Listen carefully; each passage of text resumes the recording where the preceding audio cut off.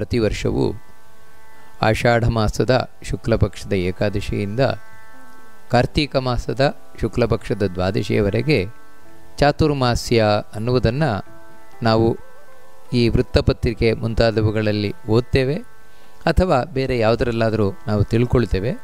ಆದರೆ ಈ ಚಾತುರ್ಮಾಸ್ಯ ಅಂತ ಹೇಳಿದರೆ ಏನು, ಇದಕ್ಕೆ ಮಹತ್ವ ಏನು, ಇದನ್ನು ಯಾಕೆ ಆಚರಣೆಯನ್ನು ಮಾಡಬೇಕು, ಯಾರ ಆಚರಣೆಯನ್ನು ಮಾಡಬೇಕು, ಹೇಗೆ ಆಚರಣೆಯನ್ನು ಮಾಡಬೇಕು, ಇದನ್ನೆಲ್ಲ ತಿಳ್ಕೊಳ್ಬೇಕಾದದ್ದು ಕೂಡ ಬಹಳ ಮುಖ್ಯವಾಗಿರುವಂಥದ್ದು. ಯಾರು ಭಗವದ್ ಭಕ್ತರಿದ್ದಾರೆ, ಯಾರು ಧಾರ್ಮಿಕರಿದ್ದಾರೆ, ಅವರು ಇದನ್ನು ತಿಳ್ಕೊಳ್ಳೋದು ಬಹಳ ಮುಖ್ಯ ಎನ್ನುವಂತಹ ಉದ್ದೇಶದಿಂದಾಗಿ ಅದರ ಬಗ್ಗೆ ಒಂದೆರಡು ಮಾತುಗಳನ್ನು ಇಲ್ಲಿ ತಿಳಿಸಬೇಕಾಗಿದೆ. ಮೊದಲನೇದಾಗಿ ಈ ಚಾತುರ್ಮಾಸ್ಯ ಅಂತ ಯಾಕೋಸ್ಕರ ಇದನ್ನು ಕರೀತಾರೆ? ಚಾತುರ್ಮಾಸ್ಯ ಅಂದರೆ 4 ಮಾಸಗಳ ಒಂದು ಸಮೂಹ. ಅದನ್ನು ಯಾಕೋಸ್ಕರ ಈ ರೀತಿ ಕರೀತಾರೆ ಅಂತ ಹೇಳಿದರೆ, ನಮ್ಮ ಒಂದು ವರ್ಷ ಅಂದರೆ ಮನುಷ್ಯರ ಒಂದು ವರ್ಷ, ದೇವತೆಗಳಿಗೆ ಒಂದು ದಿವಸ ಅಂದರೆ 24 ಗಂಟೆ. ಅದರಲ್ಲಿ 6 ತಿಂಗಳುಗಳ ಉತ್ತರಾಯಣ ಅವರಿಗೆ ಹಗಲು ದೇವತೆಗಳಿಗೆ, ನಮ್ಮ 6 ತಿಂಗಳಿನ ದಕ್ಷಿಣಾಯನ ಅವರಿಗೆ ರಾತ್ರಿ. ರಾತ್ರಿ ಅಂತ ಹೇಳಿದರೆ ಸಾಮಾನ್ಯ ನಿದ್ರಿಸುವಂತಹ ಸಮಯ. ನಿದ್ರಿಸುವ ಸಮಯ ಅಂತ ಹೇಳಿದರೆ ದೇವತೆಗಳು ನಮ್ಮ ಹಾಗೆ ನಿದ್ರೆ ಮಾಡುವವರಲ್ಲ. ಮತ್ತೇನು ಅಂತ ಹೇಳಿದರೆ ಅವರ ಅನುಗ್ರಹ ದೃಷ್ಟಿ ನಮ್ಮ ಮೇಲಿರುವುದಿಲ್ಲ ಅಷ್ಟೇ. ದಕ್ಷಿಣಾಯನ ಅಂತ ಹೇಳಿದರೆ ಯಾವ ಕಾಲದಲ್ಲಿ ದೇವತೆಗಳ ವಿಶೇಷ ಅನುಗ್ರಹ ದೃಷ್ಟಿ ಇರುವುದಿಲ್ಲ. ವಿಶೇಷ ಅನುಗ್ರಹ ದೃಷ್ಟಿಯಿಂದ ನಾವಿಷ್ಟೇ ತಿಳ್ಕೊಳ್ಬೇಕಾದದ್ದೇ ಹೊರತು ದೇವತೆಗಳು ನಮ್ಮ ಕಡೆ ನೋಡುವುದೇ ಇಲ್ಲ, ಅನುಗ್ರಹ ಮಾಡುವುದೇ ಇಲ್ಲ ಅಂತಲ್ಲ. ದೇವತೆಗಳು ಕೂಡ ಜಗತ್ತಿನ ಆಗು ಹೋಗುಗಳನ್ನು ನೋಡ್ಕೊಳ್ತಾನೇ ಇರ್ತಾರೆ, ನಿಯಂತ್ರಿಸ್ತಾನೇ ಇರ್ತಾರೆ. ಆದರೆ ಅವರ ವಿಶೇಷವಾದ ಅನುಗ್ರಹ ಇರುವುದಿಲ್ಲ ಅನ್ನುವಂಥದ್ದು ಈ ದಕ್ಷಿಣಾಯನದಲ್ಲಿ ದೇವತೆಗಳು ಕಣ್ಮುಚ್ಚುತ್ತಾರೆ ಅಂತ ಹೇಳೋದು. ವಿಶೇಷವಾಗಿ ಭಗವಂತ ನಾರಾಯಣ ತಾನು ಕ್ಷೀರಸಾಗರದಲ್ಲಿ ಮೇರು ಪರ್ವತದಲ್ಲಿ ಮಲಗಿಕೊಳ್ತಾನೆ. ವಾಮನ ರೂಪಿಯಾದ ಭಗವಂತ ತಾನು ಮಲಗುತ್ತಾನೆ, ಯೋಗ ನಿದ್ರೆ ಅಂದರೆ ಕಣ್ಣು ಮುಚ್ಚುತ್ತಾನೆ ಅನ್ನುವ ಕಾರಣ ಅಂದರೆ ಭಗವಂತನದ್ದು ವಿಶೇಷವಾದ ಮಂಗಳ ಕಾರ್ಯಗಳಿಗೆ ಏನೊಂದು ಅನುಗ್ರಹ ದೃಷ್ಟಿ ಇದೆ ಅದಿರುವುದಿಲ್ಲ ಅಂತ. ಆ ಕಾರಣದಿಂದಾಗಿ ದಕ್ಷಿಣಾಯನದಲ್ಲಿ ಶುಭ ಕಾರ್ಯಕ್ರಮಗಳನ್ನು, ಮಂಗಳ ಕಾರ್ಯಕ್ರಮಗಳನ್ನು, ಮದುವೆ, ಮುಂಜಿ, ಹಾಗೆ ಗೃಹ ಪ್ರವೇಶ ಮುಂತಾದಂತಹ ಶುಭ ಕಾರ್ಯಗಳನ್ನು ಮಾಡಬಾರದು ಅಂತ ಶಾಸ್ತ್ರಗಳು ಸ್ಪಷ್ಟವಾಗಿ ಹೇಳ್ತದೆ. ಒಮ್ಮೆ ಹೀಗೆ ಆಯ್ತಂತೆ, ದೇವತೆಗಳೆಲ್ಲರೂ ದಕ್ಷಿಣಾಯನ ಬರ್ತಾ ಇದೆ ಅಂತ ತಾವು ಹೊರಟರು. ದಕ್ಷಿಣಾಯನವಾದರೂ ಕರ್ಕಾಟಕ ಮಾಸದಿಂದ 6 ತಿಂಗಳುಗಳ ಕಾಲ ಅಂತ ಹೇಳ್ತಾರೆ. ಅಂದರೆ ಆಷಾಢ ಚಾಂದ್ರಮಾನದ ಪ್ರಕಾರ, ಸೌರಮಾನದ ಪ್ರಕಾರ ಕರ್ಕಾಟಕ ಮಾಸ.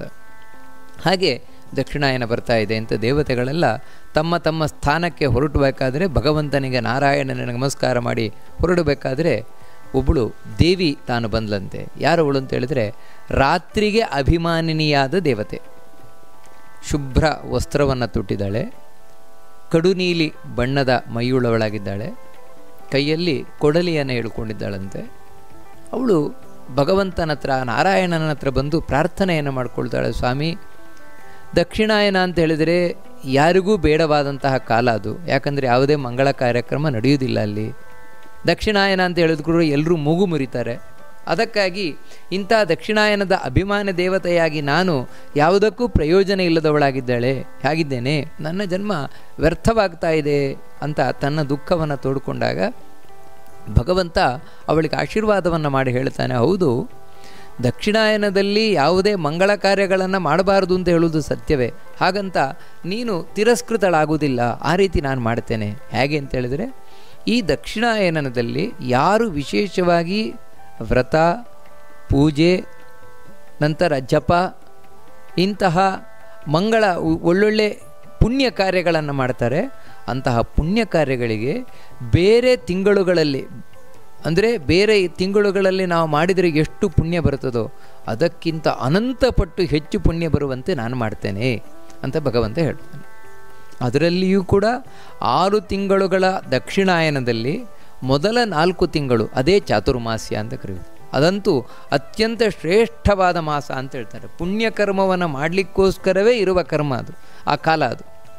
ಅದರಿಂದಾಗಿ ಯಾರು ಪುಣ್ಯವನ್ನು ಸಂಪಾದನೆಯನ್ನು ಮಾಡಬೇಕು, ಭಗವಂತನ ಅನುಗ್ರಹಕ್ಕೆ ಪಾತ್ರರಾಗಬೇಕು ಅಂತ ತಾವು ಇಚ್ಛಿಸ್ತಾರೆ, ಅವರು ಅವಶ್ಯವಾಗಿ ಈ ಚಾತುರ್ಮಾಸ್ಯ ಕಾಲದಲ್ಲಿ, ಅಂದರೆ ಈ 4 ದಕ್ಷಿಣಾಯನದ 4 ಮೊದಲ ತಿಂಗಳಲ್ಲಿ, ಅದೇ ಆಷಾಢ, ಶ್ರಾವಣ, ಭಾದ್ರಪದ ಆಶ್ವಯುಜ ಈ 4 ತಿಂಗಳುಗಳಲ್ಲಿ ವಿಶೇಷವಾಗಿ ಭಗವಂತನ ಪ್ರೀತಿಗಾಗಿ ತಾವು ಯಾವುದಾದರೂ ವ್ರತವನ್ನು ಮಾಡುವಂಥದ್ದು, ನಿಯಮವನ್ನು ಅಳವಡಿಸಿಕೊಳ್ಳುವಂಥದ್ದು, ದಾನ ಪೂಜೆ ಮುಂತಾದವುಗಳನ್ನು ಮಾಡಲೇಬೇಕು.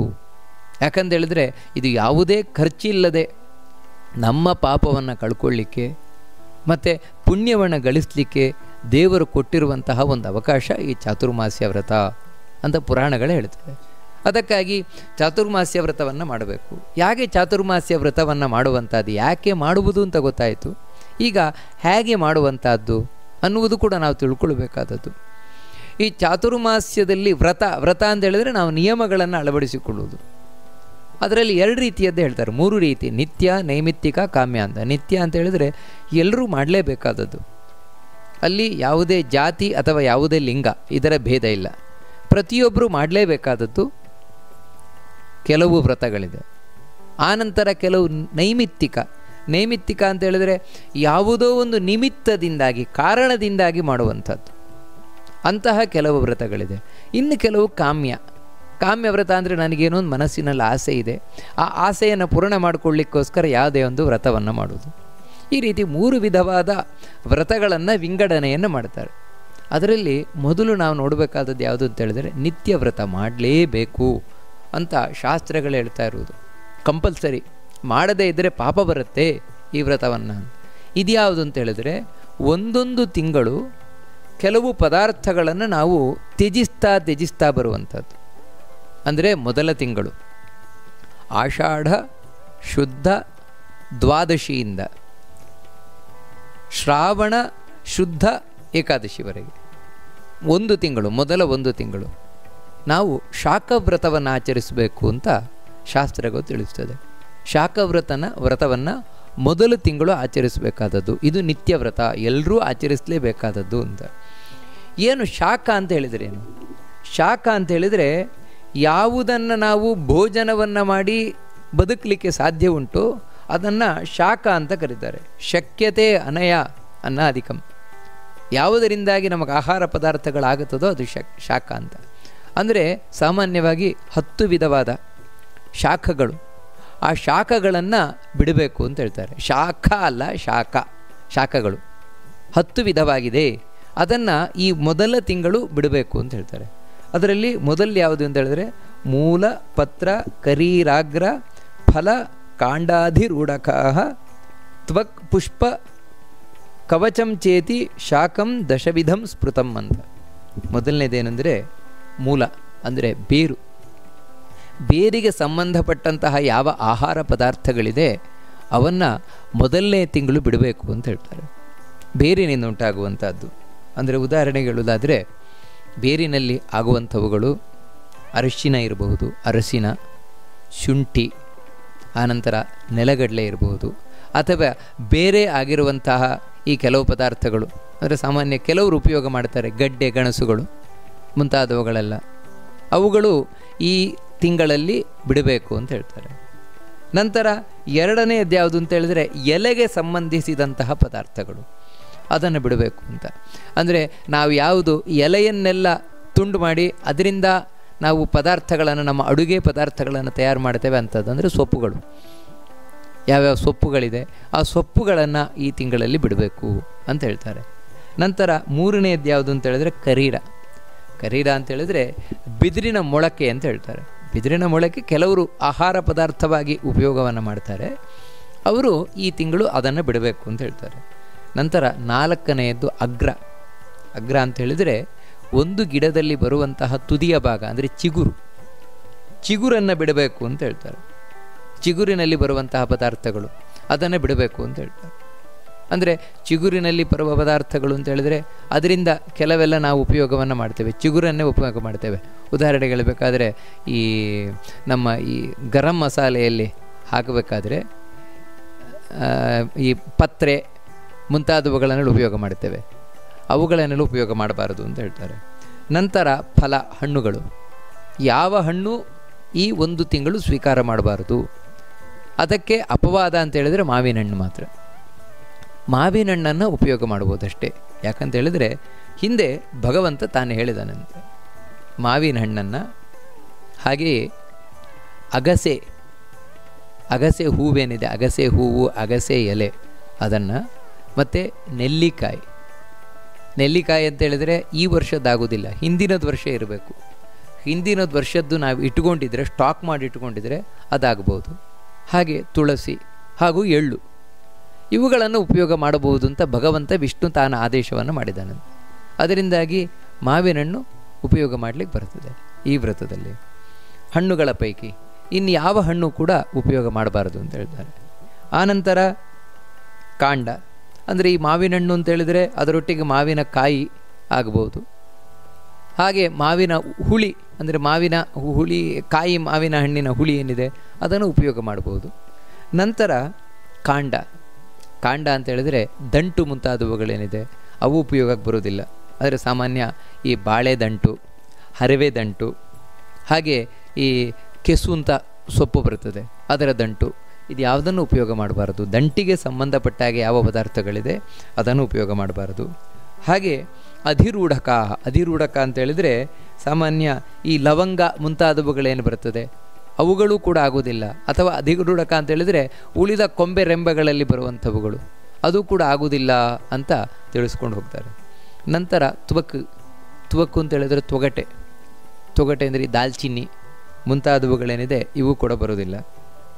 ಹಾಗೆ ಪುಷ್ಪ, ಪುಷ್ಪ ಅಂದರೆ ಹೂವುಗಳು, ಹೂವಿಗೆ ಸಂಬಂಧಪಟ್ಟಾಗಿರುವಂಥವುಗಳು, ಉದಾಹರಣೆಗಳಾದರೆ ಕುಂಕುಮ ಕೇಸರಿ, ಯಾವುದೇ ಹೂವುಗಳು ಆಹಾರ ಪದಾರ್ಥಗಳಾಗಿ ಉಪಯೋಗಿಸಲಿ ಬರೋದಿಲ್ಲ. ಅದೇ ರೀತಿ ಕೆಲವರು ಈ ಗುಲಾಬಿಯಿಂದ, ಗುಲಾಬಿಯ ಎಲೆ ಏನಿದೆ ಅಥವಾ ಗುಲಾಬಿ ಪುಷ್ಪ, ಅದರಿಂದಾಗಿ ತಾವು ಮದ್ದನ್ನು ಮಾಡಿ ಸ್ವೀಕಾರ ಮಾಡೋದುಂಟು. ಅಂದರೆ ಅದು ಒಳ್ಳೆ ಪೌಷ್ಟಿಕಾಂಶವನ್ನು ಕೊಡ್ತದೆ ಅಂತ. ಅದೆಲ್ಲ ಈ ವ್ರತದಲ್ಲಿ ಉಪಯೋಗವನ್ನು ಮಾಡಬಾರದು. ಹೂವಿಗೆ ಸಂಬಂಧಪಟ್ಟಂಥದ್ದನ್ನು ಉಪಯೋಗ ಮಾಡಬಾರದು, ಕುಂಕುಮ ಕೇಸರಿ ಮುಂತಾದವುಗಳು ಅಂತ ಹೇಳ್ತಾರೆ. ಅದೇ ರೀತಿ ಕಾಂಡಕ್ಕೆ ಸಂಬಂಧಪಟ್ಟದ್ದು ಉಪಯೋಗ ಮಾಡಬಾರದು ಅಂತ ಹೇಳುವುದರಿಂದಾಗಿ ಈ ವ್ರತದಲ್ಲಿ ವಿಶೇಷವಾಗಿ ದೇವರ ತೀರ್ಥಕ್ಕೆ ಗಂಧವನ್ನು ಉಪಯೋಗ ಮಾಡಬಾರದು.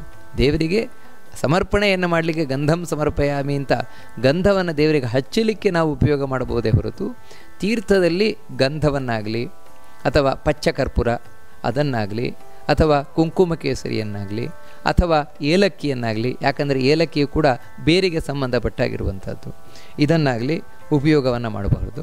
ನಂತರ ಕವಚ, ಕವಚ ಅಂತ ಹೇಳಿದರೆ ಸಿಪ್ಪೆ, ಸಿಪ್ಪೆ ಅಂತ ಹೇಳಿದರೆ ಈ ಹಣ್ಣಿನ ಸಿಪ್ಪೆಗೆ ಸಂಬಂಧಪಟ್ಟಾಗಿರುವಂಥದ್ದು, ಇದು ಯಾವುವನ್ನು ಉಪಯೋಗ ಮಾಡಬಾರದು ಅಂತ ಹೇಳ್ತಾರೆ. ಇಷ್ಟು ನಿಷೇಧ. ಅದು ಬಿಟ್ಟು ಇನ್ನು ಅಕ್ಕಿ, ಗೋಧಿ, ಜೋಳ, ರಾಗಿಯನ್ನು ಉಪಯೋಗ ನಿತ್ಯ ಪದಾರ್ಥವಾಗಿ ಉಪಯೋಗ ಮಾಡುವವರಿದ್ದರೆ ರಾಗಿಯನ್ನು ಉಪಯೋಗ ಮಾಡಬಹುದು, ಬೆಲ್ಲವನ್ನು ಉಪಯೋಗ ಮಾಡಬಹುದು. ಇಂತಹ ಪದಾರ್ಥಗಳನ್ನೆಲ್ಲ ಈ ವ್ರತದಲ್ಲಿ ಉಪಯೋಗವನ್ನು ಮಾಡ್ಬೋದು. ನಿತ್ಯವಾಗಿ ನಾವು ಯಾವುದನ್ನು ಉಪಯೋಗ ಮಾಡ್ತೇವೋ ಅಂಥದ್ದನ್ನು ಉಪಯೋಗವನ್ನು ಮಾಡ್ಬೋದು ಇಲ್ಲಿ. ಅಂದರೆ ಇಷ್ಟನ್ನು ಬಿಟ್ಟು, ಈ 10 ನಿಷೇಧವನ್ನು ಬಿಟ್ಟು ಉಳಿದವುಗಳನ್ನು ಉಪಯೋಗ ಮಾಡಬಹುದು ಅಂತ ತಿಳಿಸ್ಕೊಂಡು ಹೋಗ್ತಾರೆ. ನಂತರ ಈ ವ್ರತದಲ್ಲಿ ಈ ತರಕಾರಿಗಳು ಯಾವುದು ಕೂಡ ಬರುವುದಿಲ್ಲ. ತರಕಾರಿಗಳು ಇಲ್ಲಿ ಉಪಯೋಗಕ್ಕೆ ಬರೋದಿಲ್ಲ. ಯಾಕಂತ ಹೇಳಿದರೆ ಅವುಗಳು ಶಾಖದಲ್ಲೇ ಸೇರುವುದರಿಂದಾಗಿ ತರಕಾರಿಗಳು ಉಪಯೋಗಕ್ಕೆ ಬರೋದಿಲ್ಲ. ಹಾಗೆ ಕೊತ್ತಂಬರಿ ಸೊಪ್ಪು, ಕರಿಬೇವಿನ ಸೊಪ್ಪು, ಅದೇ ರೀತಿ ಮೆಣಸಿನಕಾಯಿ, ಇವುಗಳು ಯಾವುದೂ ಉಪಯೋಗಕ್ಕೆ ಬರೋದಿಲ್ಲ ಈ ವ್ರತದಲ್ಲಿ.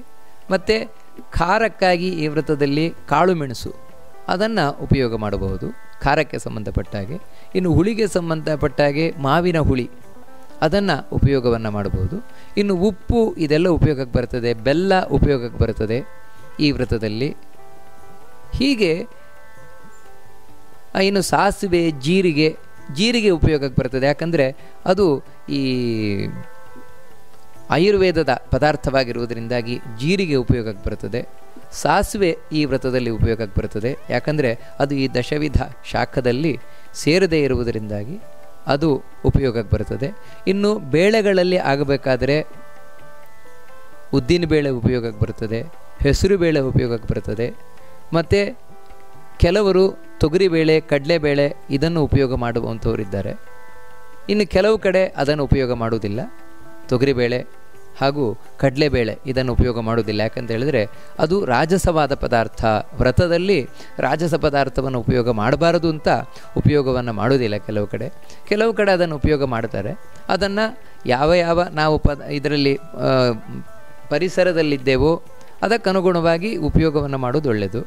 ಇನ್ನು ಕೆಲವರು ತೆಂಗಿನಕಾಯನ್ನು ಉಪಯೋಗ ಮಾಡ್ತಾರೆ ಕೆಲವು ಕಡೆ, ಯಾಕಂದರೆ ಅವರ ಆಹಾರ ಪದಾರ್ಥದಲ್ಲಿ ತೆಂಗಿನಕಾಯಿ ಮುಖ್ಯವಾಗಿ ಬೇಕಾಗಿರುವುದರಿಂದಾಗಿ ತೆಂಗಿನಕಾಯನ್ನು ಉಪಯೋಗ ಮಾಡ್ತಾರೆ.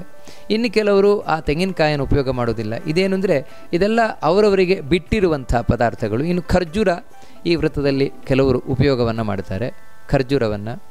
ಹೀಗೆ ಕೆಲವೊಂದೇನು ಅಂದರೆ ಆಯಾಯ ಪರಿಸರಕ್ಕೆ ಅಥವಾ ಆಯಾಯ ಸಂಪ್ರದಾಯಕ್ಕೆ ಸಂಬಂಧಪಟ್ಟಾಗೆ ಉಪಯೋಗವನ್ನು ಮಾಡ್ತಾರೆ, ಕೆಲವನ್ನು ಮಾಡೋದಿಲ್ಲ. ಆದರೆ ಪ್ರಧಾನವಾಗಿ ಈ ವ್ರತದಲ್ಲಿ, ಅಂದರೆ ಈ 4 ಚಾತುರ್ಮಾಸ್ಯ ವ್ರತದಲ್ಲಿ ನಾವು ತಿಳ್ಕೊಳ್ಬೇಕಾದದ್ದೇನು ಅಂದರೆ ತ್ಯಾಗ ಮನೋಭಾವನೆ ಅನ್ನೋದು ಬಹಳ ಮುಖ್ಯ ಇಲ್ಲಿ.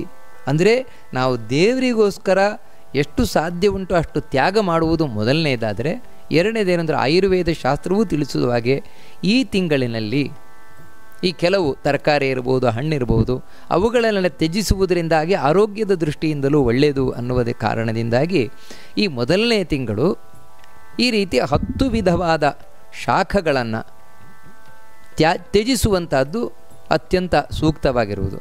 ಆದರೆ ಇಲ್ಲಿ ಒಂದು ತಿಳ್ಕೊಳ್ಬೇಕು, ನಾವು ಈ 10 ವಿಧವಾದ ಶಾಖವನ್ನು ತ್ಯಜಿಸಬೇಕು, ಅದರೊಟ್ಟಿಗೆ ನಮ್ಮ ಆರೋಗ್ಯವನ್ನು ನೋಡ್ಕೊಳ್ಬೇಕು. ಯಾಕಂತ ಹೇಳಿದರೆ ಕೆಲವರಿಗೆ ಅಭ್ಯಾಸ ಇಲ್ಲದೇ ಇದ್ದರೆ 1-2 ದಿನಗಳಿಗಾಗಬೇಕಾದ್ರೆ ನಾವು ಈ ರೀತಿ 10 ವಿಧವಾದ ಶಾಖವನ್ನು ಬಿಟ್ಟು ಜೀವನವನ್ನು ನಡೆಸ್ಬೋದು. ಆದರೆ ತಿಂಗಳಿಗಾಗಬೇಕಾದರೆ ಆರೋಗ್ಯದಲ್ಲಿ ಏರುಪೇರುಗಳು ಉಂಟಾಗುವ ಸಾಧ್ಯತೆ ಉಂಟು. ವಾಸ್ತವಿಕವಾಗಿ ದೇವರ ಅನುಗ್ರಹದಿಂದ ನಾವು ಶುರು ಮಾಡಿದರೆ, ದೇವರ ಹತ್ರ ಪ್ರಾರ್ಥನೆಯನ್ನು ಮಾಡಿ ಶುರು ಮಾಡಿದರೆ ಯಾವುದೇ ವಿಧವಾದಂತಹ ಅವಘಡ ಆಗಲಿ ಅನಾರೋಗ್ಯವಾಗಲಿ ಸಂಭವಿಸುವುದಿಲ್ಲ. ಆದರೆ ನಾವು ಯಾವುದನ್ನೂ ಇಲ್ಲಿ ಇತಿಮಿತಿಯಲ್ಲಿ ಬಳಸುವುದು ಬಹಳ ಮುಖ್ಯ. ಯಾಕಂದರೆ ನಮ್ಮ ದೇಹ ಯಾವುದೋ ಒಂದು ಆಹಾರ ಪದಾರ್ಥಕ್ಕೆ ಹೊಂದಿಕೊಂಡಿರುತ್ತದೆ. ಅದಕ್ಕಿಂತ ಭಿನ್ನವಾಗಿ ಆಹಾರ ಪದಾರ್ಥ 1 ತಿಂಗಳು ಸೇವಿಸಬೇಕು ಅಂತ ಹೇಳಬೇಕಾದ್ರೆ ದೇಹ ಅದಕ್ಕೆ ಎಷ್ಟು ಒಗ್ಗಿಕೊಳ್ಳುತ್ತದೆ ಅನ್ನುವುದು ಮುಖ್ಯ. ಅದಕ್ಕೆ ಒಗ್ಗಿಕೊಳ್ಳುತ್ತು ಅಂತ ಹೇಳಿದರೆ ಅದು ದೊಡ್ಡ ದೇವರ ಅನುಗ್ರಹ. ಅದಕ್ಕಾಗಿ ದೇವರ ಹತ್ರ ಪ್ರಾರ್ಥನೆಯನ್ನು ಮಾಡಿ ನಾವು ಪ್ರಾರಂಭವನ್ನು ಮಾಡಬೇಕು, ಪ್ರಾಮಾಣಿಕವಾಗಿ ಮಾಡಬೇಕು. ಈ ವ್ರತವನ್ನು ಯಾರು ಮಾಡ್ತಾರೆ ಭಗವಂತನ ಪ್ರೀತಿಗೋಸ್ಕರ ಅವರು ಪ್ರಾಮಾಣಿಕವಾಗಿ ಮಾಡಬೇಕು. 10 ವಿಧವಾದ ಈ ಶಾಖಗಳನ್ನು ತ್ಯಜಿಸಿ. ಆದರೆ ಮಧ್ಯದಲ್ಲಿ ಅನಾರೋಗ್ಯ ಬಂತು ಅಂದರೆ ದುರದೃಷ್ಟವಶಾತ್ ಅಂದರೆ ಆಗ ಎಷ್ಟು ದಿನ ಅನಾರೋಗ್ಯ ಇದೆಯೋ ಅಷ್ಟು ದಿನಗಳ ಕಾಲ ನಾವು ಏನು ಈಗ ಆಹಾರವನ್ನು ಸ್ವೀಕಾರ ಮಾಡ್ತೇವೆ, ಅಂದರೆ ವ್ರತ ಇಲ್ಲದ ಸಮಯದಲ್ಲಿ ಏನು ಆಹಾರ ಸ್ವೀಕಾರ ಮಾಡ್ತೇವೆ ಅದರಲ್ಲಿ ಎಷ್ಟು ಸಾಧ್ಯ ಉಂಟು ಅಷ್ಟು ಕನಿಷ್ಠ ಆಹಾರ ಪದಾರ್ಥಗಳನ್ನು ಸ್ವೀಕಾರ ಮಾಡಿ ಆರೋಗ್ಯ ಸರಿಯಾದ ಮೇಲೆ ಮತ್ತೆ ಈ ವ್ರತವನ್ನು ಮುಂದುವರಿಸಿಕೊಂಡು ಹೋಗುವುದು ಸೂಕ್ತವಾದದ್ದು ಅಂತ ನಾನು ತಿಳಿಸಲಿಕ್ಕೆ ಇಷ್ಟಪಡ್ತೇನೆ. ಮುಖ್ಯವಾಗಿ ಭಗವಂತನ ಪ್ರೀತಿಗೋಸ್ಕರ ತ್ಯಾಗ ಮನೋಭಾವನೆ ಇಲ್ಲಿ ಬಹಳ ಮುಖ್ಯವಾಗಿ ಬೇಕಾಗಿರುವಂಥದ್ದು.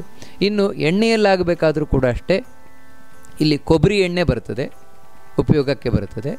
ಇನ್ನು ಕಡಲೆಕಾಯಿ ಎಣ್ಣೆ ಮುಂತಾದವುಗಳೇ ಆಯಾಯ ಪರಿಸರಕ್ಕೆ ಪ್ರದೇಶಕ್ಕೆ ಅನುಗುಣವಾಗಿ ಅದನ್ನು ಬಳಸಿಕೊಳ್ಳುವುದು ಅಥವಾ ಬಿಡುವುದು ಅವರವರಿಗೆ ಸಂಬಂಧಪಟ್ಟಿರುವಂಥದ್ದು. ಅಂದರೆ ಮುಖ್ಯವಾಗಿ ಮೊದಲನೆಯ ವ್ರತದಲ್ಲಿ ಶಾಖ ವ್ರತದಲ್ಲಿ ಅಂದರೆ ಎಲ್ಲರಿಗೂ ಅನ್ವಯವಾಗುವಾಗೆ, ಇನ್ನು ಅವರವರ ಸಂಪ್ರದಾಯದಲ್ಲಿ ಅದಕ್ಕೆ ಸೂಕ್ಷ್ಮವಾಗಿ ಇಂತಿಂಥ ಪದಾರ್ಥಗಳು ಆಗುತ್ತದೆ ಆಗೋಲ್ಲ ಅಂತ ಗೊತ್ತಿದ್ದು ಅದನ್ನು ಯಾರು ಆಚರಣೆಯನ್ನು ಮಾಡ್ತಾರೆ ಅದು ಶ್ರೇಷ್ಠವಾದದ್ದೇ. ಆದರೆ ಯಾರಿಗೆ ಗೊತ್ತೇ ಇಲ್ಲ, ನಮಗೇನು ಮಾಡಬೇಕು ಅಂತ ಗೊತ್ತಿಲ್ಲ, ಅಂಥವರು ಚಾತುರ್ಮಾಸ್ಯ ವ್ರತವನ್ನು ಆಚರಣೆ ಮಾಡ್ತಾರೆ ಅಂತ ಹೇಳುವುದಾಗಿದ್ದರೆ ಮುಖ್ಯವಾಗಿ ನೀವು ತಿಳ್ಕೊಳ್ಬೇಕಾದದ್ದೇನೆಂದರೆ ಶಾಖ ವ್ರತದ ಮುಖ್ಯ ಅಂಶ ಎಲ್ಲ ವಿಧವಾದ ಹಣ್ಣನ್ನು ತಾವು ಬಿಡುವಂಥದ್ದು, ಮಾವಿನ ಹಣ್ಣನ್ನು ಬಿಟ್ಟು. ಇನ್ನು ಅದರಲ್ಲಿ ಡ್ರೈ ಫ್ರೂಟ್ಸು ಇರ್ಬೋದು, ಯಾವುದೇ ವಿಧವಾದ ಡ್ರೈ ಫ್ರೂಟ್ಸು ಬರುವುದಿಲ್ಲ ಅಥವಾ ಯಾವುದೇ ವಿಧವಾದಂತಹ ತಾಜಾ ಹಣ್ಣುಗಳಾಗಲಿ ತರಕಾರಿಗಳಾಗಲಿ ಇಲ್ಲಿ ಬರುವುದಿಲ್ಲ. ಆದರೆ ಒಂದೇನೆಂದರೆ ಕೆಲವು ಪರಿಸರದಲ್ಲಿ ತಿಮರೆಯನ್ನು ಉಪಯೋಗ ಮಾಡ್ತಾರೆ, ತಿಮರೆ ಸೊಪ್ಪನ್ನು, ಯಾಕಂದರೆ ಅದು ಆಯುರ್ವೇದ ಪದಾರ್ಥ. ಹಾಗೆ ಹೊನ್ನಂಗಣೆ ಸೊಪ್ಪು ಅದನ್ನು ಉಪಯೋಗ ಮಾಡುವಂಥದ್ದಿದೆ ಈ ಕರಾವಳಿ ಪ್ರದೇಶದ ಪರಶುರಾಮ ಕ್ಷೇತ್ರದಲ್ಲಿ. ಉಳಿದ ಕಡೆ ಅದನ್ನು ಕೆಲವು ಕಡೆ ಉಪಯೋಗ ಮಾಡ್ತಾರೆ, ಕೆಲವು ಕಡೆ ಉಪಯೋಗ ಮಾಡುವುದಿಲ್ಲ. ಅದು ಅವರವರ ಒಂದು ಪದ್ಧತಿಗೆ ಬಿಟ್ಟಿರುವಂಥದ್ದು. ಇನ್ನು ಹಣ್ಣುಗಳು ಯಾವುದೂ ಉಪಯೋಗಕ್ಕೆ ಬರುವುದಿಲ್ಲ, ಕೇವಲ ಮಾವಿನ ಹಣ್ಣನ್ನು ಬಿಟ್ಟು. ಅದೇ ರೀತಿ ಗಡ್ಡೆ ಗೆಣಸುಗಳು ಯಾವುದೂ ಉಪಯೋಗಕ್ಕೆ ಬರುವುದಿಲ್ಲ ಈ ವ್ರತದಲ್ಲಿ. ಹಾಗೆಯೇ ಈ ಲವಂಗ, ಏಲಕ್ಕಿ ಇಂತಹ ಪದಾರ್ಥಗಳು ಯಾವುದೂ ಉಪಯೋಗಕ್ಕೆ ಬರುವುದಿಲ್ಲ ಈ ವ್ರತದಲ್ಲಿ. ಇಷ್ಟನ್ನು ಮುಖ್ಯವಾಗಿ ನೆನಪಿನಲ್ಲಿಟ್ಟುಕೊಂಡು ಎಷ್ಟು ಸಾಧ್ಯ ಉಂಟು ಅಷ್ಟು ಆಚರಣೆಯನ್ನು ಮಾಡಬೇಕು. ಯಾವ ದೇವರ ಪ್ರೀತಿಗಾಗಿ ಮಾಡಬೇಕು ಅಂದರೆ ಒಂದೊಂದು ಮಾಸದಲ್ಲಿ ಭಗವಂತನ ನಾರಾಯಣನ ಒಂದೊಂದು ರೂಪದ ಪ್ರೀತಿಗಾಗಿ ನಾವು ಈ ವ್ರತವನ್ನು ಆಚರಣೆಯನ್ನು ಮಾಡಬೇಕಾದದ್ದು. ಅದರಲ್ಲಿ ಮೊದಲ ತಿಂಗಳ ಶಾಖವ್ರತ ಏನಿದೆ ಆ ಶಾಖವ್ರತವನ್ನು ಶ್ರೀಧರ ರೂಪಿ ಭಗವಂತನ ಉದ್ದೇಶದಿಂದ ನಾವು ಮಾಡಬೇಕು ಅಂತ ಹೇಳ್ತಾರೆ. ಶ್ರೀಧರ ರೂಪಿ ಭಗವಂತನ ಪ್ರೀತಿಗಾಗಿ ಈ ವ್ರತವನ್ನು ಆಚರಣೆಯನ್ನು ಮಾಡಬೇಕು.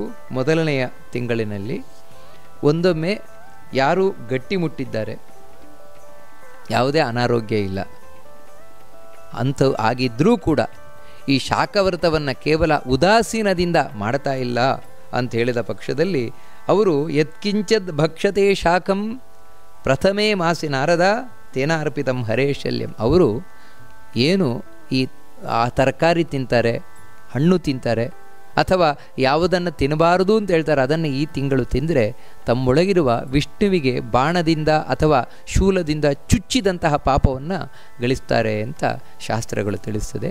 ಅದಕ್ಕಾಗಿ ನಾವು ಕೇವಲ ಅನಾರೋಗ್ಯ ಇದ್ದ ಪರಿಸ್ಥಿತಿಯಲ್ಲಿ ಅಥವಾ ಅವಶ್ಯವ ಕೆಲವರು ಹೆಚ್ಚು ಮಾತ್ರೆ ಮುಂತಾದವುಗಳನ್ನು ತಗೊಳ್ಬೇಕು, ಅಂಥವರಿಗೆ ಹಣ್ಣು ಮುಂತಾದವುಗಳಿಲ್ದಿದ್ರೆ ಆಗೋಲ್ಲ ಅಂತ ಹೇಳುವ ಪಕ್ಷದಲ್ಲಿ ಮಾತ್ರ ಸ್ವೀಕಾರ ಮಾಡಬೇಕು, ಎಷ್ಟು ಬೇಕೋ ಅಷ್ಟು ಕನಿಷ್ಠ ಪಕ್ಷದಲ್ಲಿ ಹೊರತು ಔದಾಸೀನ್ಯದಿಂದ ಈ ಶಾಖವ್ರತವನ್ನು ಬಿಡುವುದು ಯೋಗ್ಯವಲ್ಲವೇ ಅಲ್ಲ ಅಂತ ಹೇಳ್ತಾರೆ. ಇನ್ನು ವಿಶೇಷವಾಗಿ ಇಂಥ ವ್ರತಗಳ ಸಂದರ್ಭದಲ್ಲಿ ಹಾಲು, ಮೊಸರು, ಬೆಣ್ಣೆ, ತುಪ್ಪ ಇಂತಹ ಪದಾರ್ಥಗಳೇನಿದೆ ಇದು ದೇಹಕ್ಕೆ ಆದಷ್ಟು ತಂಪನ್ನು ತಂದುಕೊಡುವಂತಹ ಪದಾರ್ಥಗಳಾಗಿದೆ. ನಮಗೆ 1 ತಿಂಗಳುಗಳ ಕಾಲ ವ್ರತವನ್ನು ಮಾಡಲಿಕ್ಕೆ ಬೇಕಾದಂತಹ ಶಕ್ತಿಯನ್ನು ಈ ಪದಾರ್ಥಗಳು ಒದಗಿಸಿಕೊಡುತ್ತದೆ ಮೊದಲನೇ ವ್ರತದಲ್ಲಿ. ಇನ್ನು ಎರಡನೇ ವ್ರತದಲ್ಲಿ ಅದನ್ನು ದಧಿವ್ರತ ಅಂತ ಕರೀತಾರೆ. ಅದು ಯಾವಾಗ ಅಂದರೆ ಶ್ರಾವಣ ಕೃಷ್ಣಪಕ್ಷದ ದ್ವಾದಶಿಯಿಂದಾಗಿ ಭಾದ್ರಪದ ಕೃಷ್ಣಪಕ್ಷದ ದ್ವಾದಶಿಯವರೆಗೆ ದಧಿವ್ರತ ಅಂತ. ಇಲ್ಲಿ ಈ ವ್ರತದಲ್ಲಿ 1 ತಿಂಗಳುಗಳ ಕಾಲ ಕೇವಲ ಮೊಸರನ್ನು ಉಪಯೋಗ ಮಾಡಬಾರದಷ್ಟೇ. ಮೊಸರಿನ ಬದಲಿಗೆ ಮಜ್ಜಿಗೆಯನ್ನು ಉಪಯೋಗ ಮಾಡಬಹುದು. ಮೊಸರನ್ನು, ಗಟ್ಟಿಯ ಮೊಸರೇನಿದೆ ಅದನ್ನು ಉಪಯೋಗ ಮಾಡಬಾರದು. ಮತ್ತು ಬೆಣ್ಣೆಯನ್ನು ತೆಗೆದ ಮಜ್ಜಿಗೆಯನ್ನು ಉಪಯೋಗ ಮಾಡಬಹುದು. ಈ ವ್ರತದಲ್ಲಿ ಮಾಡಲೇಬೇಕು ಅಂತೇನಿಲ್ಲ, ಮಾಡಬಹುದು. ಅಂದರೆ ಆ ಮೊಸರಿನ ಬದಲಿಗೆ ಹಾಲು ಈ ಹಾಲು, ಮಜ್ಜಿಗೆ ಮುಂತಾದವುಗಳನ್ನು ಉಪಯೋಗ ಮಾಡಬಹುದು. ಇದು ಎರಡನೇ ವ್ರತ. ಹಾಗಂತ ಇಲ್ಲಿ ಗಮನಿಸಬೇಕಾದದ್ದೇನು ಅಂತ ಹೇಳಿದರೆ, ಮಜ್ಜಿಗೆ ಅಂತೇಳಿ ಮೊಸರನ್ನೇ ನೀರು ಮಾಡಿ ಉಪಯೋಗ ಮಾಡಿದರೆ ಅದು ಬರುವುದಿಲ್ಲ ಎರಡನೆಯ ವ್ರತದಲ್ಲಿ. ಮತ್ತು ಬೆಣ್ಣೆಯನ್ನು ತೆಗೆದ ಮಜ್ಜಿಗೆಯೇ ಆಗಬೇಕು. ಕೇವಲ ಮೊಸರಿಗೆ ನೀರು ಮಾಡಿ ಅದನ್ನು ಮಜ್ಜಿಗೆ ಅಂತ ಹೇಳಿದರೆ ಅದು ಈ ವ್ರತದಲ್ಲಿ ಆಗೋದಿಲ್ಲ. ಇದನ್ನು ನಾವು ತಿಳ್ಕೊಳ್ಬೇಕಾದದ್ದು. ಈ ಎರಡನೆಯ ವ್ರತವನ್ನು ಋಷಿಕೇಶ ರೂಪಿ ಭಗವಂತನ ಪ್ರೀತಿಗಾಗಿ ಆಚರಣೆಯನ್ನು ಮಾಡಬೇಕಂತ. ಋಷಿಕೇಶ ರೂಪಿ ಭಗವಂತ ತಾನು ಸಂಪ್ರೀತನಾಗಲಿ ಅಂತ ಅವನ ಪ್ರೀತಿಗೋಸ್ಕರ ಆಚರಣೆಯನ್ನು ಮಾಡಬೇಕು. ಅಷ್ಟೆಲ್ಲ ಹೇಳ್ತಾರೆ. ಎರಡನೆಯ ಮಾಸದಲ್ಲಿ ದ್ವಿತೀಯೇ ಭಕ್ಷಿತೆ ದಧ್ನಿ ಗೋಮಾಂಸಂ ತೇನ ಭಕ್ಷಿತಂ ಅಂತ ಹೇಳ್ತಾರೆ. ಎರಡನೆಯ ತಿಂಗಳಿನಲ್ಲಿ ಮೊಸರನ್ನು ತಿಂದರೆ ಅವನು ಗೋಮಾಂಸವನ್ನು ತಿಂದಾಗತ್ತೆ ಅಂತ ಹೇಳ್ತಾರೆ. ಅದರಿಂದಾಗಿ ಮೊಸರಿಗೆ ಸಂಬಂಧಪಟ್ಟ ಯಾವ ಪದಾರ್ಥಗಳಾಗುವುದಿಲ್ಲ, ಮೊಸರನ್ನೂ ತಿನ್ನಲಿಕ್ಕಿಲ್ಲ ಈ ವ್ರತದಲ್ಲಿ. ಇನ್ನು ಮೂರನೆಯ ವ್ರತ ನಿತ್ಯ ವ್ರತ ಮಾಡಲೇಬೇಕಾದದ್ದು ಚಾತುರ್ಮಾಸ್ಯ ವ್ರತದಲ್ಲಿ. ಅದ್ಯಾವುದು ಅಂದರೆ ಕ್ಷೀರವ್ರತ. ಇದು ಭಾದ್ರಪದ ಶುಕ್ಲಪಕ್ಷದ ದ್ವಾದಶಿಯಿಂದ ಆಶ್ವಯುಜ ಶುಕ್ಲಪಕ್ಷದ ಏಕಾದಶಿಯವರೆಗೆ ಈ ವ್ರತವನ್ನು ಮಾಡಬೇಕಾದದ್ದು. ಇಲ್ಲೇನು ಅಂತ ಹೇಳಿದರೆ ಹಾಲನ್ನು ಬಿಡಬೇಕು. ಈ ವ್ರತದಲ್ಲಿ ಹಾಲನ್ನು ಬಿಡಬೇಕಾದದ್ದು ಅಷ್ಟೇ, ಇನ್ನೇನು ವಿಶೇಷವಾಗಿ ಹೇಳುವುದಿಲ್ಲ ಈ ವ್ರತದಲ್ಲಿ. ಆದರೆ ಒಂದೇನೆಂದರೆ ಹಾಲಿಗೆ ಸಂಬಂಧಪಟ್ಟ ಪದಾರ್ಥಗಳು ಅಂದರೆ ಕಾಫಿ, ಚಹಾ, ಬಾದಾಮಿ ಹಾಲು ಅಥವಾ ತಂಪಾದ ಹಾಲು ಇದ್ಯಾವುದೂ ಆಗುವುದಿಲ್ಲ. ಅಥವಾ ಮಿಲ್ಕ್ ಶೇಕ್ಗಳು ಇದ್ಯಾವುದೂ ಈ ವ್ರತದಲ್ಲಿ ಆಗುವುದಿಲ್ಲ. ಅಥವಾ ಹಾಲಿನ ಪಾಯಸ ಇದ್ಯಾವುದೂ ಈ ವ್ರತದಲ್ಲಿ ಆಗುವುದಿಲ್ಲ.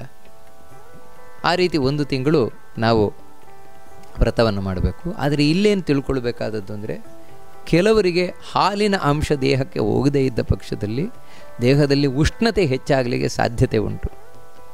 ಅದಕ್ಕೆ ಉಷ್ಣತೆಗೆ ಸಂಬಂಧಪಟ್ಟ ರೋಗ ರುಜಿನಗಳು ಬರುವಂತಹ ಸಾಧ್ಯತೆಯೂ ಇರಬಹುದು. ಅದಕ್ಕಾಗಿ ಹಣ್ಣಿನ ರಸಗಳನ್ನು ಸ್ವೀಕಾರ ಮಾಡಬಹುದು. ಹಾಲಿನ ಬದಲಿಗೆ ಮೂಸಂಬಿ ಜ್ಯೂಸ್ ಇರಬಹುದು, ಇಂಥದ್ದನ್ನೆಲ್ಲ, ಅಥವಾ ಒಣ ದ್ರಾಕ್ಷಿಯ ಜ್ಯೂಸ್ ಮುಂತಾದವುಗಳನ್ನೆಲ್ಲ ಸ್ವೀಕಾರ ಮಾಡಬಹುದು. ಇವೆಲ್ಲ ಏನಂದರೆ 1 ತಿಂಗಳು ಮಾತ್ರ ನಿಷೇಧ. ಇವಾಗ ಶಾಖವ್ರತ ಅಂತ ಹೇಳಿದ್ರೆ 1 ತಿಂಗಳು ಮಾತ್ರ, 2ನೇ ತಿಂಗಳಿಂದ ಅದನ್ನು ಸ್ವೀಕಾರ ಮಾಡ್ಬೋದು. ಆದರೆ ಮೊಸರುನ ವ್ರತ ಅಂತ ಹೇಳಿದ್ರೆ ಅದು 1ನೇ ತಿಂಗಳು ಮೊಸರು ಸ್ವೀಕಾರ ಮಾಡ್ಬೋದು, 2ನೇ ತಿಂಗಳು ಮಾತ್ರ ಮೊಸರನ್ನು ಸ್ವೀಕಾರ ಮಾಡ್ಬೋದು, 3ನೇ ತಿಂಗಳು ಸ್ವೀಕಾರ ಮಾಡ್ಬೋದು. 3ನೇ ತಿಂಗಳು ಹಾಲು ಮಾತ್ರ ನಿಷಿದ್ಧ, ಹಾಲು ಮಾತ್ರ ಉಪಯೋಗ ಮಾಡಬಾರ್ದು. ಅಂದರೆ ಹಾಲಿಗೆ ಸಂಬಂಧಪಟ್ಟ ಪದಾರ್ಥಗಳು. ಹಾಗಂತ ಮೊಸರು ಹಾಗೂ ಮಜ್ಜಿಗೆ ಇವೆಲ್ಲ ಬರ್ತದೆ. ಕಾರಣ ಏನು ಅಂತ ಹೇಳಿದ್ರೆ, ಹಾಲಿನ ಗುಣಧರ್ಮವೇ ಬೇರೆ, ಮೊಸರಿನ ಗುಣಧರ್ಮವೇ ಬೇರೆ, ಮಜ್ಜಿಗೆಯ ಗುಣಧರ್ಮವೇ ಬೇರೆ. ಈ ಗುಣಧರ್ಮ ಬೇರೆ ಆಗಿರುವುದರಿಂದಾಗಿ ಹಾಲಿನ ಪದಾರ್ಥವೇ ಆದರೂ ಅದನ್ನು ಉಪಯೋಗ ಮಾಡಲಿಕ್ಕೆ ಬರ್ತದೆ. ಇದು 3ನೆಯ ವ್ರತ. ಈ 3ನೆಯ ವ್ರತವನ್ನು ನಾವು ಪದ್ಮನಾಭರೂಪಿ ಭಗವಂತನ ಪ್ರೀತಿಗಾಗಿ ಆಚರಣೆಯನ್ನು ಮಾಡಬೇಕು ಅಂತ ಹೇಳ್ತಾರೆ. 3ನೆಯ ತಿಂಗಳಿನಲ್ಲಿ ಯಾರು ಹಾಲನ್ನು ಕುಡಿತಾರೆ, ಕ್ಷೀರೇ ಪೀತೆ ತೃತೀಯೇತು ಸುರಾಪೀತಾನ ಸಂಶಯ, ಅವರು ಮದ್ಯಪಾನ ಮಾಡಿದ್ದೇ ಸರಿ, ಅದಕ್ಕೆ ಸಂಶಯವೇ ಇಲ್ಲ ಅಂತ ಹೇಳ್ತಾರೆ. 3ನೇ ತಿಂಗಳು. ಇನ್ನು 4ನೆಯ ತಿಂಗಳು.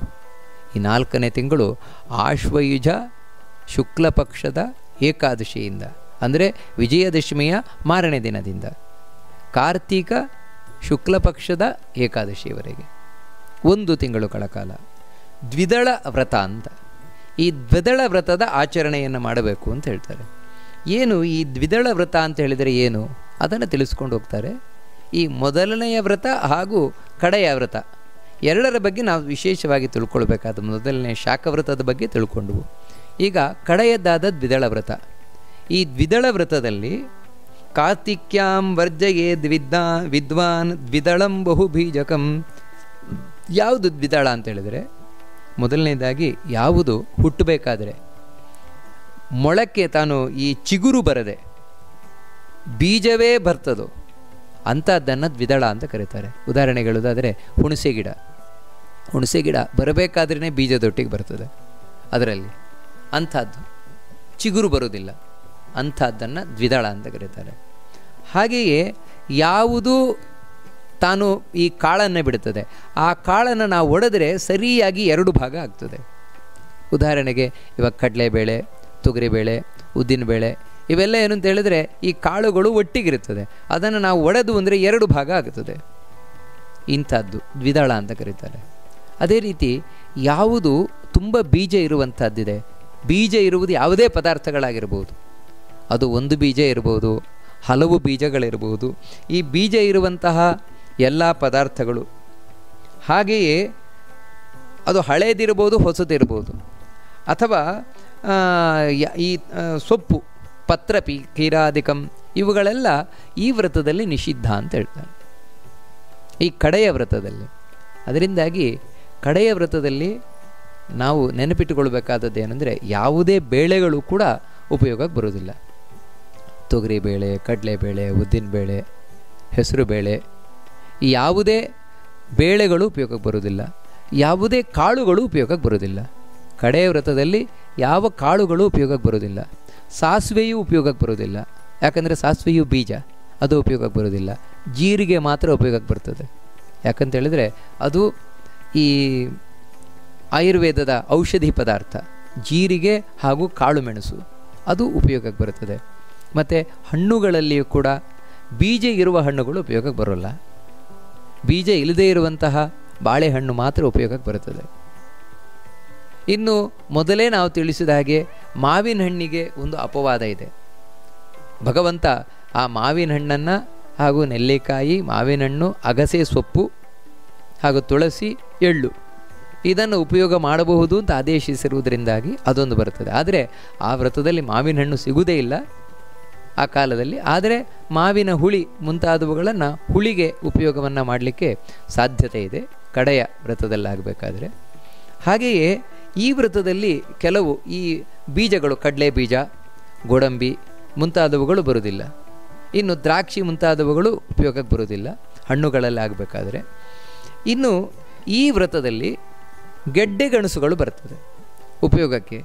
ಯಾವುದು ಗೆಡ್ಡೆ ಗೆಣಸುಗಳಿದೆ ಅದನ್ನು ಈ ವ್ರತದಲ್ಲಿ ಉಪಯೋಗ ಮಾಡಬಹುದು. ಯಾಕಂತ ಹೇಳಿದರೆ ಇಲ್ಲಿ ಕೇವಲ ಬೀಜಗಳಿರುವಂತಹ ಪದಾರ್ಥಗಳಿಗೆ ಮಾತ್ರ ನಿಷಿದ್ಧವೇ ಹೊರತು ಗೆಡ್ಡೆ ಗೆಣಸುಗಳಿಗಲ್ಲ. ಅದಕ್ಕೋಸ್ಕರ ಈ ಗೆಡ್ಡೆ ಗೆಣಸುಗಳನ್ನೆಲ್ಲ ಉಪಯೋಗವನ್ನು ಮಾಡಬಹುದು ಈ ವ್ರತದಲ್ಲಿ. ಹಾಗೆಯೇ ಈ ವ್ರತದಲ್ಲಿ ಕಡಲೆಕಾಯಿ ಎಣ್ಣೆ, ಸೂರ್ಯಕಾಂತಿ ಬೀಜದೆಣ್ಣೆ ಇವೆಲ್ಲ ಬರುವುದಿಲ್ಲ ಉಪಯೋಗಕ್ಕೆ. ಮತ್ತು ಈ ವ್ರತದಲ್ಲಿ ಕೊಬ್ಬರಿ ಎಣ್ಣೆಯನ್ನು ಉಪಯೋಗ ಮಾಡಬಹುದು, ಅಥವಾ ಹುಚ್ಚೆಳ್ಳೆಣ್ಣೆ, ಎಳ್ಳಾಗುತ್ತದೆ, ಇದನ್ನು ಉಪಯೋಗವನ್ನು ಮಾಡ್ಬೋದು ಈ ವ್ರತದಲ್ಲಿ ಆಗಬೇಕಾದ್ರೆ ವಿಶೇಷವಾಗಿ. ಮತ್ತು ಈ ವ್ರತದಲ್ಲಿ ಈ ಬಾಳೆಹಣ್ಣು, ಬಾಳೆಕಾಯಿ, ಬಾಳೆದಂಟು ಮುಂತಾದವುಗಳನ್ನು ಉಪಯೋಗ ಮಾಡ್ಬೋದು. ಹಾಗೆ ಅರಿಶಿನ ಪುಡಿ ಉಪಯೋಗ ಮಾಡ್ಬೋದು. ಮೊದಲನೇ ವ್ರತದಲ್ಲಿ ಅರಿಶಿನ ಬೇರಿಗೆ ಸಂಬಂಧಪಟ್ಟದ್ರಿಂದಾಗಿ ಅದು ಬರುವುದಿಲ್ಲ. ಈ ವ್ರತದಲ್ಲಿ ಅರಿಶಿನ ಪುಡಿ, ಅರಿಶಿನ ಕೋಡು, ಶುಂಠಿ ಉಪಯೋಗ ಮಾಡ್ಬೋದು. ಅದೇ ರೀತಿ ಈ ವ್ರತದಲ್ಲಿ ತೆಂಗಿನಕಾಯಿ ಉಪಯೋಗವನ್ನು ಮಾಡ್ಬೋದು, ಎಳ್ಳಂತೂ ಉಪಯೋಗ ಮಾಡ್ಬೋದು. ಇನ್ನು ಕುಂಕುಮ ಕೇಸರಿ ಉಪಯೋಗವನ್ನು ಮಾಡ್ಬೋದು, ಕುಂಕುಮ ಕೇಸರಿಯನ್ನು. ಹಾಗೆ ಲವಂಗ ಚಿಗುರಾಗಿರುವುದರಿಂದಾಗಿ ಚಿಗುರಿಗೆ ಈ ವ್ರತದಲ್ಲಿ ಯಾವುದೇ ನಿಷೇಧ ಇಲ್ಲದೇ ಇರುವುದರಿಂದಾಗಿ ಚಿಗುರನ್ನು ಆಗಿರುವಂತಹ ಲವಂಗವನ್ನು ಉಪಯೋಗ ಮಾಡಬಹುದು. ಹಾಗೆಯೇ ಜಾಯಿಕಾಯಿ ಬರುವುದಿಲ್ಲ. ಹಾಗೆ ದಾಲ್ಚಿನ್ನಿ ಅದು ಕೇವಲ ತೊಗಟೆ ಆದ್ದರಿಂದಾಗಿ ಉಪಯೋಗವನ್ನು ಮಾಡಬಹುದು. ಹೀಗೆ ಈ ವ್ರತದಲ್ಲಿ ವಿಶೇಷವಾಗಿ ಈ ಕಡೆಯ ವ್ರತದಲ್ಲಿ ನಾವು ತಿಳ್ಕೊಳ್ಬೇಕಾದದ್ದು ಏನಂದರೆ ಬೀಜ ಇರುವಂತಹ ಪದಾರ್ಥಗಳನ್ನು ಬಿಡಬೇಕು ಅನ್ನೋದನ್ನು ನಾವು ಮುಖ್ಯವಾಗಿ ನಮ್ಮ ತಲೆಯಲ್ಲಿ ಇಟ್ಕೊಳ್ಬೇಕಾದದ್ದು.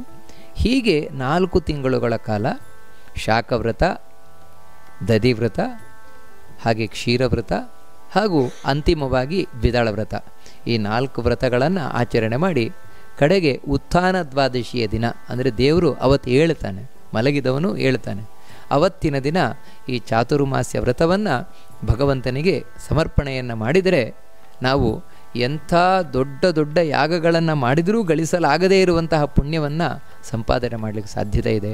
ನಮ್ಮ ಪಾಪವನ್ನು ಕಳ್ಕೊಳ್ಳಿಕ್ಕೆ ಸಾಧ್ಯತೆ ಇದೆ. ಈ ವ್ರತವನ್ನು ಸಂಪೂರ್ಣವಾಗಿ ಮಾಡಲಿಕ್ಕೆ ಸಾಧ್ಯ ಇದ್ದರೂ ಇಲ್ಲದೇ ಇದ್ದರೂ ಕೂಡ ಎಷ್ಟು ಸಾಧ್ಯ ಉಂಟು ಅಷ್ಟಾದರೂ ಮಾಡಬೇಕು. ಇದು ನಿತ್ಯ ವ್ರತ, ಮಾಡಲೇಬೇಕಾದ ವ್ರತ. ಔದಾಸೀನ್ಯದಿಂದ ಈ 4 ವ್ರತಗಳನ್ನು ಬಿಟ್ಟರೆ ಖಂಡಿತವಾಗಿಯೂ ಅವನು ನರಕವನ್ನು ಅನುಭವಿಸ್ತಾನೆ ಅಂತ ತಿಳಿಸ್ಕೊಂಡು ಹೋಗ್ತಾರೆ. ಅದೇ ರೀತಿ ಕಡೆಯ ವ್ರತದಲ್ಲಿ ಯಾರು ಈ ದ್ವಿದಳವನ್ನು ಭಕ್ಷಣೆಯನ್ನು ಮಾಡ್ತಾರೆ ಅವರು ಚತುರ್ಥೇ ಮಾಸಿ ವಿಪ್ರೇಂದ್ರ ದ್ವಿದಲೇಪಿ ಚ ಭಕ್ಷಿತೆ ಕೃಮಯೋ ಭಕ್ಷಿತಾಸ್ತೇನ ಯಾವದ್ ಉದ್ಬೋಧನಂ ಹರೇಹೆ.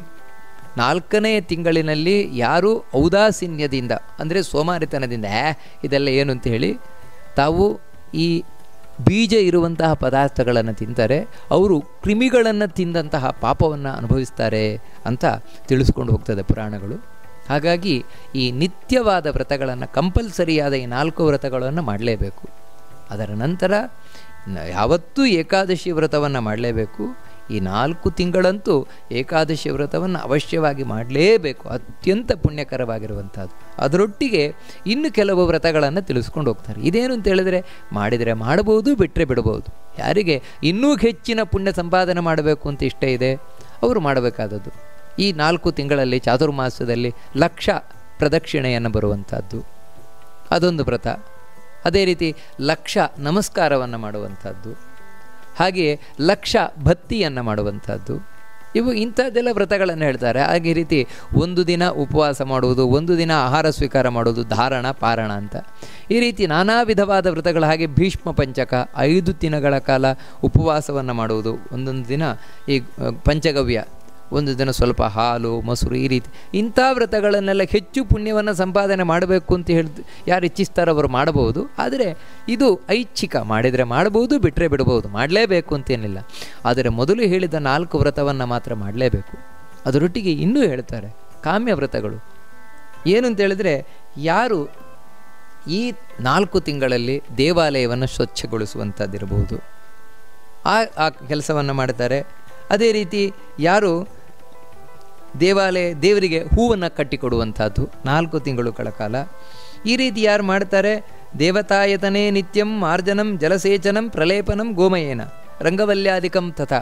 ಹಾಗೆ ಅಥವಾ 4 ತಿಂಗಳುಗಳ ಕಾಲ ದೇವಸ್ಥಾನದ ಎದುರಿಗೆ ನೀರು ಹಾಕಿ ಸೆಗಣಿ ಹಾಕಿ ಸಾರಿಸಿ ರಂಗೋಲಿ ಹಾಕುವಂಥದ್ದು, ಇದು ಮಾಡಿದರೂ ಮಹಾಪುಣ್ಯ ಅಂತ ಹೇಳ್ತಾರೆ. ಅದು ಯಾವಾಗಲೂ ಮಾಡಿದರೆ ಪುಣ್ಯ.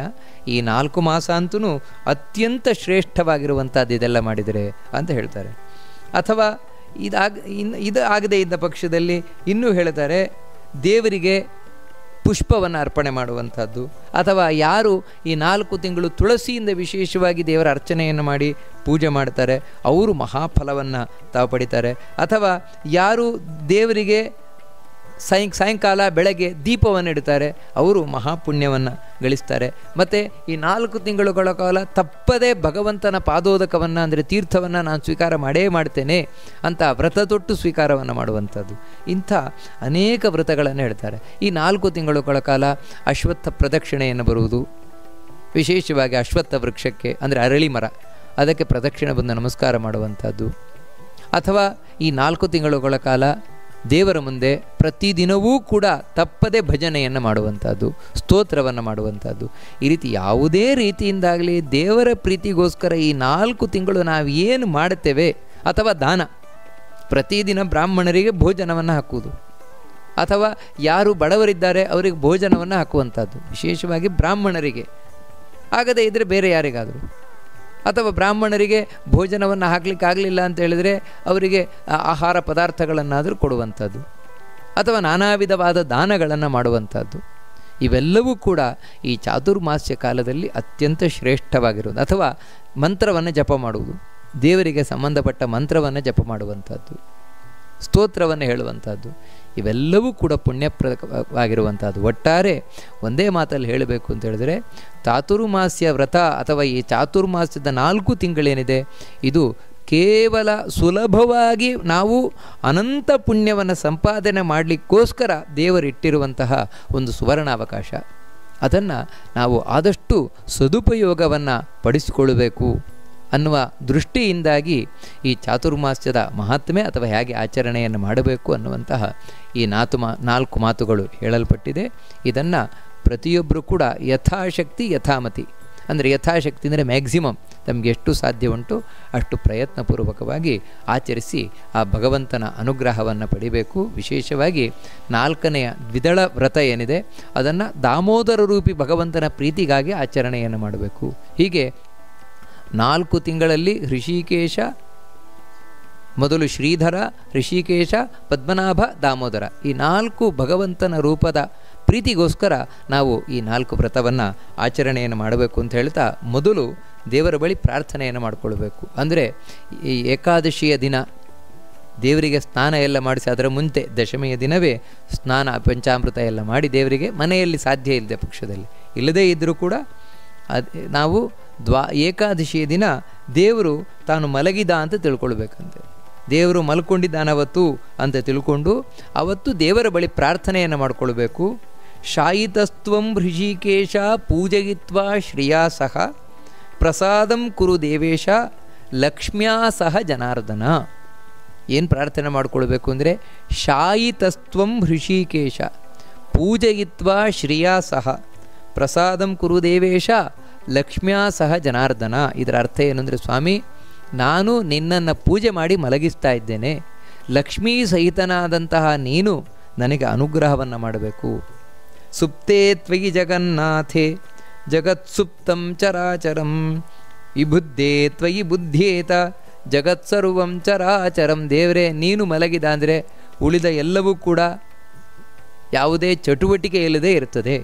ನೀನೆದ್ದೆ ಅಂತ ಹೇಳಿದ್ರೆ ಇಡೀ ಜಗತ್ತು ಹೇಳುತ್ತದೆ. ಅಂದರೆ ನಿನ್ನ ಅಧೀನವಾಗಿಯೇ ಇಡೀ ಜಗತ್ತಿರುವಂಥದ್ದು ಅಂತ ಹೇಳ್ತಾ, ನಾವು ಏನು ವ್ರತವನ್ನು ಸ್ವೀಕಾರ ಮಾಡಲಿಕ್ಕಿದ್ದೇವೆ ಅದಕ್ಕೋಸ್ಕರ ದೇವರ ಹತ್ರ ಪ್ರಾರ್ಥನೆ ಮಾಡ್ಕೊಳ್ಬೇಕಂತೆ. ಗ್ರಹೀಷ್ಯೇ ನಿಯಮಾನ್ ಶುದ್ಧಾನ್ ನಿರ್ವಿಘ್ನಾನ್ ಕುರು ಮೇ ಪ್ರಭೋ. ಸ್ವಾಮಿ ನಿನ್ನ ಪ್ರೀತಿಗೋಸ್ಕರ ನಾನು ವ್ರತವನ್ನು ಹಿಡಿತಾ ಇದ್ದೇನೆ. 1ನೇ ತಿಂಗಳು ಶಾಖವ್ರತ, 2ನೇ ತಿಂಗಳು ದಧಿವ್ರತ, 3ನೇ ತಿಂಗಳು ಕ್ಷೀರವ್ರತ, 4ನೇ ತಿಂಗಳು ದ್ವಿದಳ ವ್ರತ. ಅದನ್ನು ಯಾವುದೇ ತೊಂದರೆ ಆಗದ ಹಾಗೆ ನೀನು ನಡೆಸಿಕೊಡಬೇಕು ಅಂಥೇಳಿ ದೇವರ ಹತ್ರ ಪ್ರಾರ್ಥನೆ ಮಾಡಿಕೊಂಡು ಪ್ರಾರಂಭವನ್ನು ಮಾಡಬೇಕು. ಆ ರೀತಿ ದೇವರು ಮಾಡಿಸಲಿ ಅಂತ ಹೇಳ್ತಾ, ಈ ಚಾತುರ್ಮಾಸ್ಯದ ವ್ರತದ ಮಹಿಮೆ, ಮಹತ್ವ ಹಾಗೂ ಆಚರಣೆಯ ಬಗ್ಗೆ ಏನು ಉಪನ್ಯಾಸವನ್ನು ಮಾಡಲ್ಪಟ್ಟಿದೆ ಅದನ್ನು ಮಧ್ವಾಂತರ್ಗತ ಭಗವಂತನಿಗೆ ಅರ್ಪಣೆಯನ್ನು ಮಾಡೋಣ. ಶ್ರೀಕೃಷ್ಣ ಅರ್ಪಣಮಸ್ತು.